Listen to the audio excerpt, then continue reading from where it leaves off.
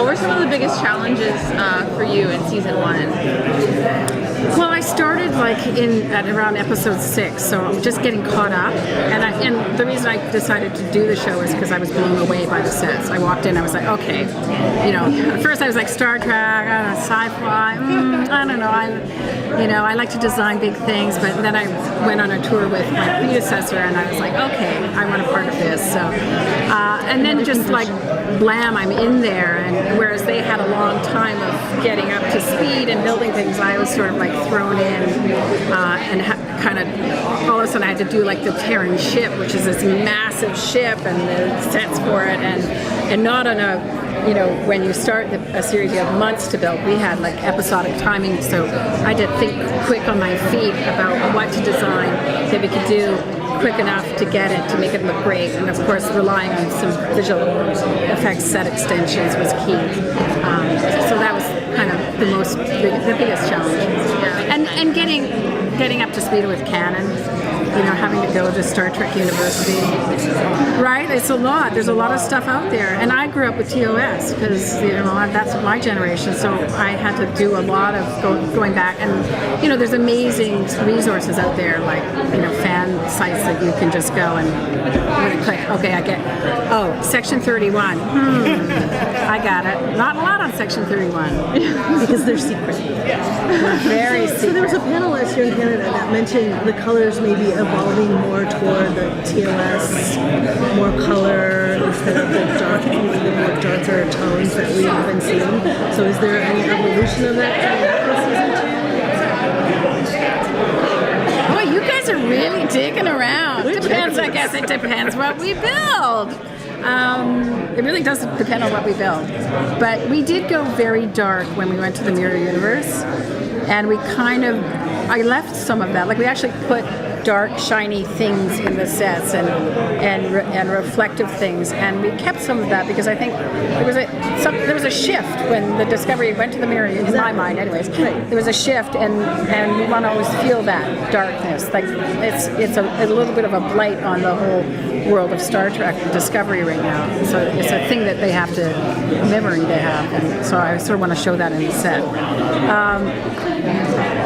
It's a darker show. Like I think in general terms, like compared to all the other Star Treks, and part of that is the technology and the way we light the sets and the way we use LED lighting makes it darker. And also it's just what people expect now. They expect darker parts. It's not all dark though. Yeah. Thank you. Talk a little bit about the challenge of chronologically designing tech that fits between Rise and TOS. Yeah, it's impossible. So basically, I think when I started, I was like, wow, well, this isn't TOS, and for us to, you could never go back to TOS. Those were charming, lovely sets made out of cardboard and sticky tape, and like you can tell if you watch them, like what they did. Like when they went to the Mirror Universe, they literally took a Terran logo, which we did use as a base as ours, and slapped it on a couple of walls and called it Mirror. So we have all this technology at our fingertips to build things, CNC and 3D printing, and the audience expectations now in science fiction is to give them, things that are more designed and more exquisitely designed. So, we just had to make that leap of faith and say, either the audience is going to come with us on that journey. No, we're not. No, yes, we are predating TOS, but no, we're not going to offer you TOS again, 50 years later or whatever it is. Glenn was saying that the red camera makes his job a little bit tougher and kind of took away all his tricks and tools. Yeah. Has the red camera made your job more difficult? Yeah, things shift. So you pick a color for a set, and oh my God, it's like it looks blue or green. Like it just, yeah. So we don't often have time on episodic television to do camera tests the way you would on a feature film. But if we test things, it helps us to, to know what we get. So like all the main ship colors have been tested with the red camera and stuff.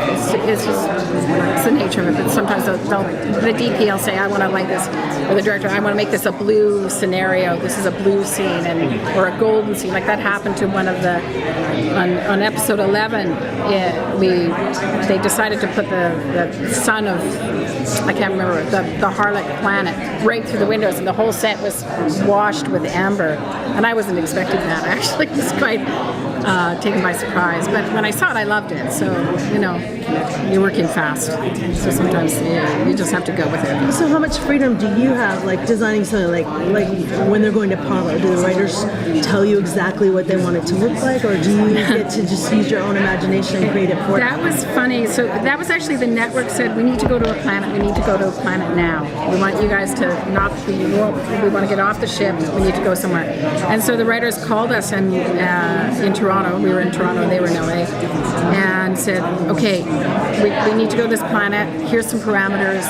Pitch us something. So in 10 minutes, literally, this is a true story. So we went away for 10 minutes, and I was like, a yurt. Like, we were dealing with the Pavan being. So at first we were actually, Gersha built a costume, and we were trying. So then I was like, no, a yurt's not good enough. It's got to be like a membrane structure that, because we built this membrane yurt, high quality yurt. And then it's got to be mathematical. So everything we did design was actually based on this math equation to build these fins, and it was quite complicated. It just looked like this membrane thing. But that was my pitch, and they stuck to it. And they were like, okay, so they go to this planet, and the planet beings build this. So Pablo came out of your head.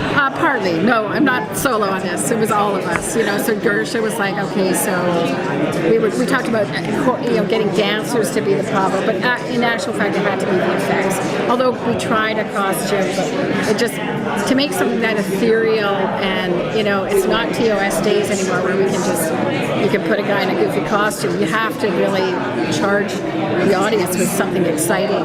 So it became this amorphous being. And I hope we do a few more of those because it's kind of fun.